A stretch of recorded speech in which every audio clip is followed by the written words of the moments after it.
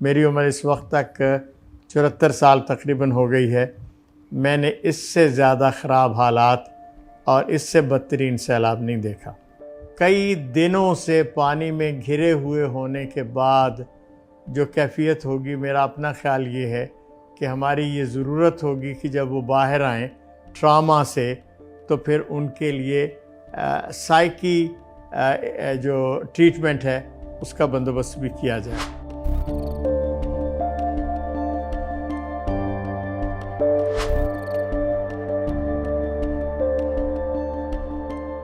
پہلے مرحلے پر تو ریسکیو کا تھا، جو لوگ پھنسے ہوئے ان کو نکالنا، بوٹس کے ذریعے سے کندھوں پہ اٹھا کے بوڑھوں کو اور بچوں کو ہم باہر لے کر آتے رہے۔ دوسرے مرحلے پر ریلیف کا کام ہو رہا ہے کہ انہیں پکا پکایا کھانا ملے، اس لیے کہ کھانا ان کے پاس پکانے کی جگہ نہیں ہے، خشک کوئی جگہ نہیں، ان کے پاس ایندھن نہیں ہے، ان کے پاس کوئی ماچس تک نہیں ہے کہ وہ اس کے ذریعے سے کر سکیں۔ یہ بہت اہم ہے کہ مختلف مقامات پر کچن بنائے جائیں اور روزمرہ کی بنیاد پر کھانے پیک کر کے اس علاقے میں پہنچایا جائے۔ تیسرا مرحلہ جو ہے وہ ان کے لیے میڈیسن کی فراہمی کا ہے۔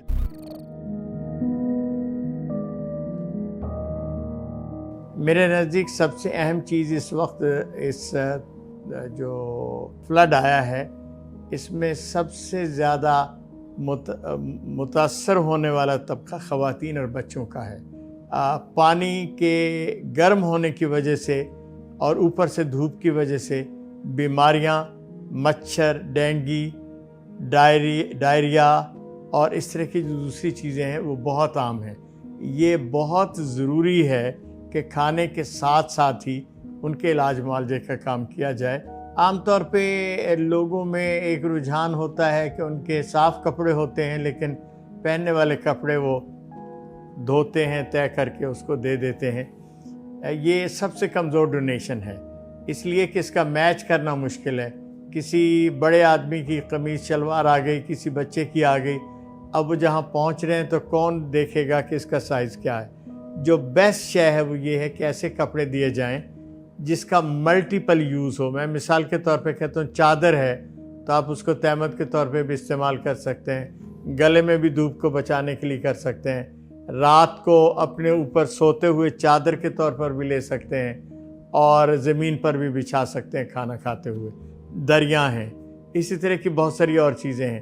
اچھا، وہ برتن جو کامن یوز ہونے والے ہوں، بہت سارے، پانی بھی آپ پی سکیں، اس کے اندر کھانا بھی کھا سکیں، اور اس طرح کی جو چیزیں ہوتی ہیں اس کے استعمال کی، اس کو پریفر کیا جائے۔ اسی طرح جوتوں میں پلاسٹک کی جوتیاں جو ہیں مضبوط قسم کی، یہ ضرور دی جائیں کہ یہ جو لوگ پانی میں پھنسے ہوئے ہیں اور ان کو سڑک پہ نکلنے کے لیے پاؤں میں جوتوں کی ضرورت ہے، تو اس پہ توجہ دی جا سکتی ہے۔ بالکل اسی طرح کھانے پینے میں وہ چیزیں جن کی ذرا لائف زیادہ ہوتی ہے، مثلاً کھجوریں اگر ہیں، چنے بھنے ہوئے ہیں، بسکٹس ہیں، تو اگر کسی کے پاس آپ نے ڈراپ کر دیے تو 4-5 دن تک بھی ان پہ گزارا کر سکتا ہے۔ لیکن جو دوسرا کھانا ہوتا ہے وہ ایک شام سے زیادہ آگے نہیں چل سکتا، خراب ہو جاتا ہے۔ تو یہ ترجیحات ہیں، اس کے مطابق اگر لوگ توجہ دیں گے تو یہ زیادہ بھلا ہوگا عام آدمی کے لیے۔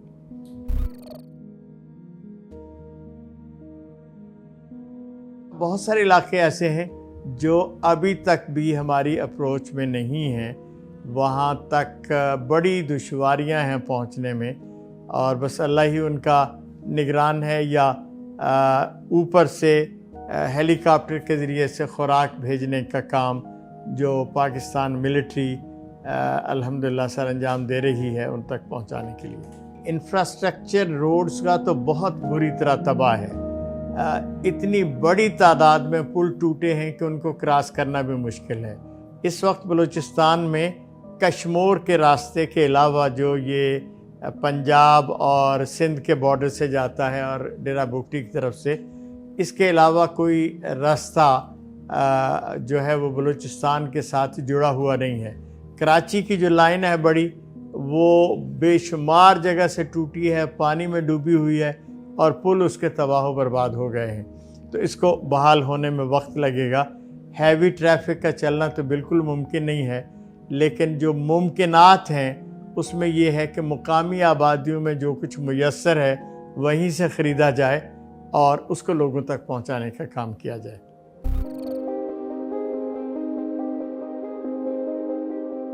جو کام خراب ہوا ہے وہ یہ ہے کہ پچھلے 2 ہفتے تک پاکستان کے میڈیا نے توجہ نہیں دی، اور اس کے سبب سے عام آدمی پوری طرح مطلع نہیں ہوا۔ لیکن جب اس کا احساس بڑھا ہے تو الحمدللہ اب لوگوں کے اندر ریسپانس بہت اچھا، اور میں تو اب گزرتا ہوں تو دیکھتا ہوں اسکولوں کے بچے پیسے جمع کر رہے ہیں، مساجد کے اندر اعلانات ہو رہے ہیں، اور خاصی اچھی تعداد میں لوگ باہر نکل کر کام کر رہے ہیں۔ البتہ میں اس پہ ایک بات ضرور کہنا چاہتا ہوں، پاکستان کا جو وہ طبقہ ہے جو مراعات یافتہ ہے، جس کو اللہ نے بہت ساری سہولتیں دی ہیں، بدقسمتی سے وہ آگے نہیں آیا۔ آپ نے ابھی تک نہیں سنا ہوگا کہ پراپرٹی ٹائکونز یا بڑے بڑے بزنس مینوں نے کوئی اعلان کیا ہو کہ ہم 20 کروڑ 50 کروڑ یا ارب روپیہ دے رہے ہیں۔ یہ ہماری ایک بدقسمتی ہے اور اس پہ توجہ بہت ضروری ہے۔ میں پہلے بھی یہ بات کہہ چکا ہوں کہ اگر آج اعلان ہو جائیں کہ پاکستان میں 2 مہینے بعد الیکشن ہے، تو کم از کم 5000 لوگ ایسے ہوں گے جو اپنے الیکشن میں 50 کروڑ سے لے کے 1 ارب روپے تک خرچ کرنے کے لیے تیار ہوں گے۔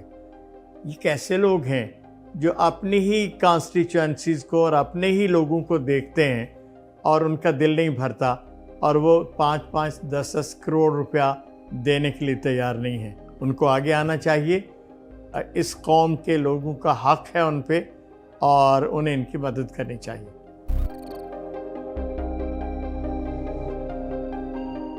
کمزور ہے۔ ایک زمانہ تھا جب میں طالب علم تھا تو یہ جو جنگیں ونگیں ہوئی تھی تو باقاعدہ ٹریننگ دی جاتی تھی، رضاکار بنائے جاتے تھے۔ اب وہ ایک طویل عرصے سے رک گیا ہے۔ اگرچہ پاکستانی نوجوان یہ کام کرنے کے لیے تیار ہے، لیکن پوری طرح ایکوپڈ نہیں ہے۔ تو میں تو حکومت سے بھی گزارش کروں گا کہ وہ تعلیمی اداروں کے اندر چھٹیوں میں سے ہی 2 ہفتے 4 ہفتے کے کورسز اس طرح کرائے، جس میں لوگوں کو کچھ ٹریننگ بھی ہو اور کچھ ان کے اندر حوصلہ پیدا ہو کہ انہوں نے اس طرح کے کام کرنے ہیں۔ البتہ اس وقت بھی الحمدللہ نوجوانوں کی ایک بڑی تعداد اس مہم کے اندر شامل ہے۔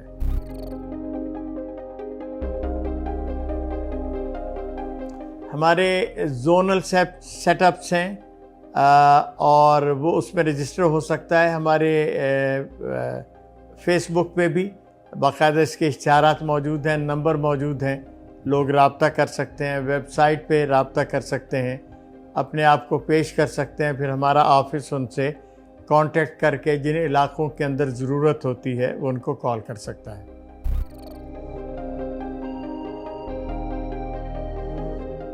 میرا خیال ایک اچھا کام ہو سکتا ہے۔ الخدمت اس کی کوشش کر رہی ہے، کئی ساری تنظیموں سے ہمارے رابطے بھی ہیں کہ ہم یہ طے کر لیں کہ اگر آپ راجن پور میں کھانا تقسیم کر رہے ہیں تو میں تونسا چلا جاؤں، اور اگر آپ تونسا میں ہیں تو میں نصیر آباد میں چلا جاؤں، اور یہ آسانی سے ممکن ہے۔ میں نے پی ڈی ایم اے والوں سے بھی یہ کہا ہے کہ ان کی ذمہ داری بنتی ہے کہ وہ لوگ ضلعی بنیادوں پر جو تنظیمیں قائم کر رہی ہیں ان کو ایک شیلٹر کے نیچے لے کے آئیں، اور مشاورت سے جو جہاں زیادہ سہولت سے کام کر سکتا ہے اس کو موقع دیں کہ وہ وہاں کام کر لیں۔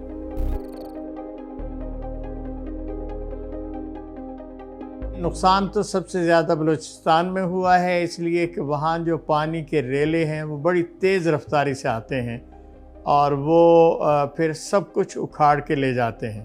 اور آپ کے علم میں ہے کہ بلوچستان کا بیشتر علاقہ غریب لوگ ہیں، کچے مکانات ہوتے ہیں جس میں وہ رہتے ہیں، تو عملاً اب وہ بندے جب واپس اپنے گھروں کو جائیں گے تو ان کو اپنے گھروں کے نشانات بھی نہیں ملیں گے۔ بہت غربت بھی ہے اور بہت مشکل صورتحال ہے جس میں وہ لوگ پھنسے ہوئے ہیں۔ سندھ دوسرے نمبر پر ہے۔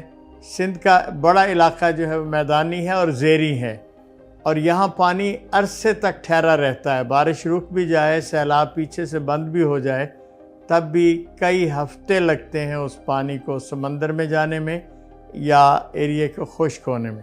تو اس وقت سندھ کا تو تقریباً 80% ایریا پانی کے اندر ڈوبا ہوا ہے، اور بہت سارے دیہات ایسے ہیں کہ جہاں تک رسائی اب بھی ممکن نہیں ہے، سوائے اس کے کہ کشتیوں پر ان کے لیے خوراک پہنچائی جائے۔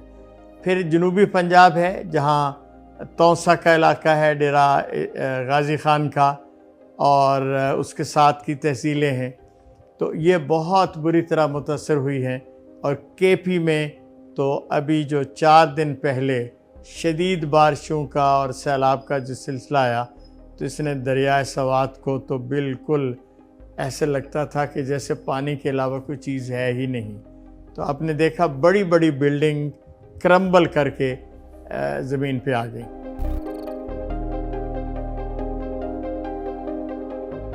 دنیا بھر میں جو قومیں اور ملک باہر کی طرف دیکھتی ہیں مدد کے لیے کہ وہ آئیں، وہ ہمارے گھر بنائیں، وہ ہمارے لوگوں کو آباد کریں، وہ ہماری سڑکیں بنائیں، وہ کبھی اپنے پاؤں پہ کھڑی نہیں ہو سکتی۔ پاکستان از اے بلیسڈ نیشن، یہاں اللہ نے وسائل بھی بے پناہ دیے ہیں۔ پاکستان شاید غریب ہو، پاکستان کے عوام غریب نہیں ہیں۔